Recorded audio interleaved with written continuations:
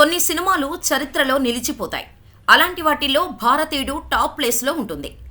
ఈ సినిమాను ఇప్పుడు చూసినా సరే మనకు తెలియకుండానే కంటనీరు కారిపోతుంది. గూస్ బంప్స్ వస్తాయి. అవినీతిపై రగిలిపోతాం. దేశంపై ఎక్కడా లేని ప్రేమ పుట్టుకొస్తుంది. ఇలాంటి సినిమాను అలాగే వదిలేసి ఉండాల్సింది.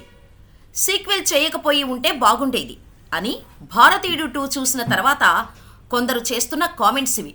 అసలు ఈ సినిమాను శంకరే తీశాడా అనే పోస్టులు కూడా సోషల్ మీడియాలో కనిపిస్తున్నాయి. ఓవరాల్గా భారతీయుడు సినిమా మిక్స్డ్ టాక్ సొంతం చేసుకుంది. వాస్తవానికైతే 28 ఏళ్ల తర్వాత శంకర్ సీక్వెల్ చేస్తున్నాడనేసరికి సినిమాపై భారీగా అంచనాలు ఏర్పడ్డాయి.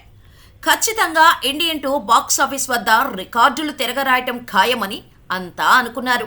కానీ డివైడ్ టాక్తోనే సరిపెట్టుకుంది భారతీయుడు 2. దీంతో ఫస్ట్ డే వసూళ్లు కూడా యావరేజ్గానే ఉన్నాయి. మొదటి రోజు వరల్డ్ వైడ్గా 26 కోట్ల వరకు నెట్ వసూళ్లు వచ్చినట్టుగా చెబుతున్నారు.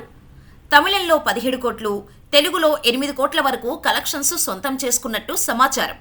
మొత్తంగా గ్రాస్ పరంగా చూస్తే ప్రపంచవ్యాప్తంగా 60 కోట్ల వరకు మాత్రమే వచ్చినట్టుగా తెలుస్తోంది. ఇది కమల్ హాసన్ లాస్ట్ ఫిలిం విక్రమ్ వసూళ్ల కంటే తక్కువ. విక్రమ్ మొదటి రోజు 60 కోట్ల వరకు రాబట్టి రికార్డు క్రియేట్ చేసింది. ఇక కమల్ హాసన్ కీలక పాత్రలో నటించిన కల్కి 2898 AD మూవీ ఫస్ట్ డే ఏకంగా 190 కోట్ల వసూళ్లను దక్కించుకుంది. కానీ సేనాపతి మాత్రం మ్యాజిక్ క్రియేట్ చేయలేకపోయాడు. మరి లాంగ్ రన్లో భారతీయుడు ఏం చేస్తాడో చూడాలి.